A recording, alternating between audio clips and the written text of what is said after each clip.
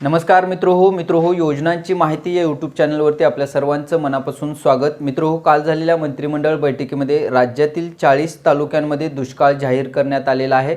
काही तालुक्यांमध्ये गंभीर स्वरूपाचा दुष्काळ जाहीर करण्यात आलेला आहे तर काही तालुक्यांमध्ये मध्यम स्वरूपाचा दुष्काळ जाहीर करण्यात आलेला आहे। मित्रो या संदर्भात शासनाने शासन निर्णय देखील निर्गमित केलेला आहे आणि या 40 तालुक्यातील शेतकऱ्यांना काय नेमक्या सवलती दिल्या जाणार आहेत, कशा पद्धतीने दिल्या जाणार आहेत याविषयी माहिती दिलेली आहे। तर मित्रो या संदर्भातील सविस्तर माहिती आपण या व्हिडिओच्या माध्यमातून जाणून घेण्याचा प्रयत्न करणार आहोत। त्यासाठी मित्रो व्हिडिओ स्किप न करता नक्की शेवटपर्यंत पहा। त्याआधी आपण जर आपल्या चॅनलवरती पहिल्यांदाच आला असाल तर चॅनलला नक्की सबस्क्राइब करून ठेवा आणि शेजारी दिलेल्या बेलला देखील न विसरता प्रेस करा, म्हणजे असेच नवनवीन अपडेट व माहितीपूर्ण व्हिडिओ सर्वप्रथम आपणास पाहायला मिळतील। चला तर मित्रो पाहूयात राज्यातील कोणकोणत्या तालुक्यांमध्ये गंभीर व मध्यम स्वरूपाचा दुष्काळ जाहीर करण्यात आलेला आहे व त्या तालुक्यातील शेतकऱ्यांना काय नेमक्या सवलती दिल्या जाणार आहेत।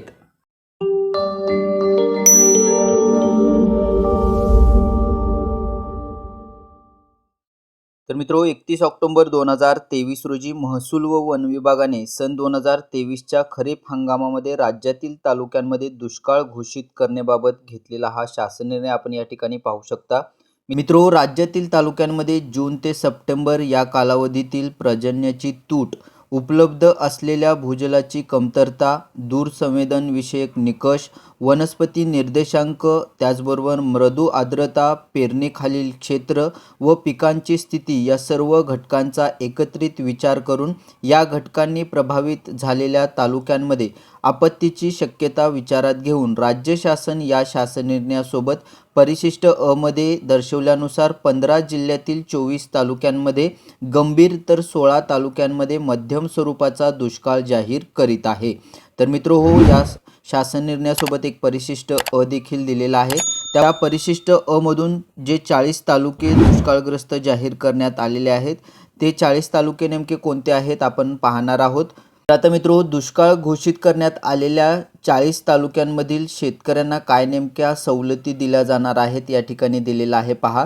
दुष्काळ घोषित करण्यात येत असलेल्या 40 तालुक्यांमध्ये खालील सवलती लागू करण्यास शासनाची मान्यता देण्यात येत आहे। तर नंबर 1 ची सवलत आहे जमीन महसुलात सूट, नंबर 2 ची सवलत आहे पीक कर्जाचे पुनर्गठन, नंबर 3 ची सवलत आहे शेतीशी निगडीत कर्जाच्या वसुली स्थगिती, नंबर 4 ची सवलत आहे कृषी पंपाच्या चालू वीज बिलात 33.5% सूट, 5 नंबरची सवलत आहे शालेय किंवा महाविद्यालयीन विद्यार्थ्यांच्या परीक्षा शुल्कात माफी, त्यानंतर 6 नंबरची सवलत आहे रोहियो अंतर्गत कामाच्या निकषात काही प्रमाणात शिथिलता, 7 नंबरची सवलत आहे आवश्यक तेथे पिण्याचे पाणी पुरवण्यासाठी टँकरचा वापर, 8 नंबरची सूट आहे टंचाई जाहीर केलेल्या गावात शेतकऱ्यांच्या शेतीच्या पंपाची वीज जोडणी खंडित न करणे। तर आता मित्रो या 40 तालुक्यातील दुष्काळग्रस्त शेतकऱ्यांना ज्या सवलती दिल्या जाणार आहेत त्या नेमक्या कशा पद्धतीने दिल्या जाणार आहेत या ठिकाणी आपण थोडक्यात जाणून घेणार आहोत।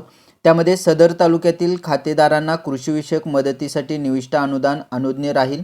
सदर निविष्ठा अनुदान हे कोरडवाहू पीक उत्पादित केलेल्या व 33% पेक्षा जास्त नुकसान झालेल्या खातेदारांना अनुज्ञेय राहील। निविष्ठा अनुदान देण्यासाठी लाभार्थ्यांची निवड करताना शासन निर्णय महसूल व वन विभाग दिनांक 18 ऑक्टोबर 2023 मधील तरतुदीमध्ये विहित केलेल्या कार्यपद्धती अवलंबण्यात यावी आणि निविष्ठा अनुदानाचे दर व इतर अटी शर्ती या शासन निर्णय महसूल व वन विभाग दिनांक 27 मार्च 2023 मध्ये नमूद केल्यानुसार राहतील। तसेच निविष्ठा अनुदान हे नुकसान झालेल्या प्रत्यक्ष पीक पेरणी केलेल्या क्षेत्रापुरतेच मर्यादित राहील याची दक्षता घ्यावी।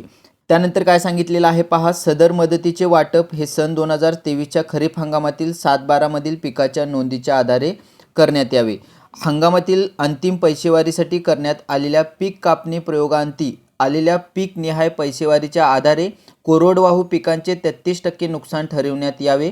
प्रमुख पिके नसलेल्या व पीक कापणी प्रयोग न केलेल्या कोरडवाहू पिकांना सुद्धा मदत अनुज्ञेय राहील।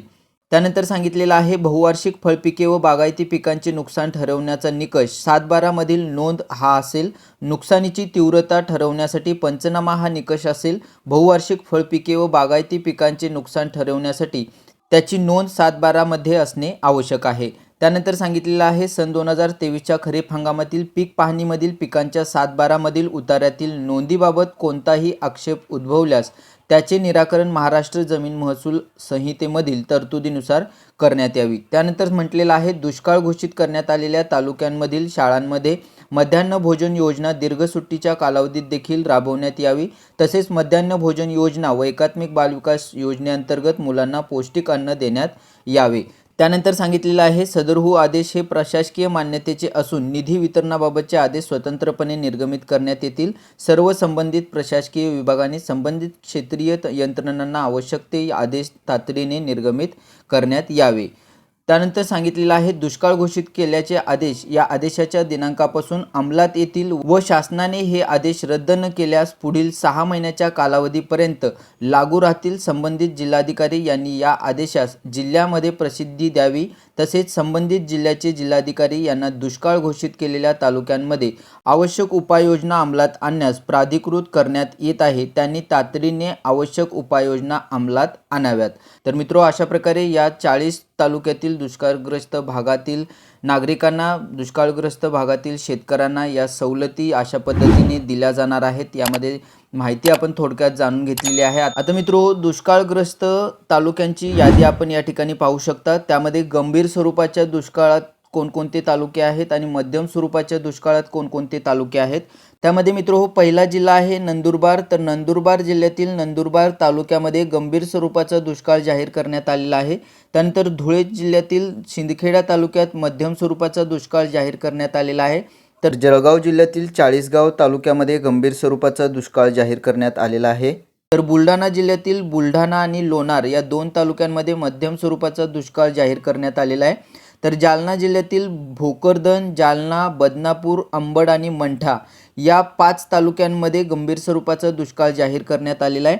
तर छत्रपती संभाजीनगरमध्ये छत्रपती संभाजीनगर आणि सोयगाव या 2 तालुक्यांमध्ये गंभीर स्वरूपाचा दुष्काळ जाहीर करण्यात आलेला आहे। त्यानंतर नाशिक जिल्ह्यामध्ये मालेगाव, सिन्नर, येवला या 3 तालुक्यांमध्ये गंभीर स्वरूपाचा दुष्काळ जाहीर करण्यात आलेला आहे।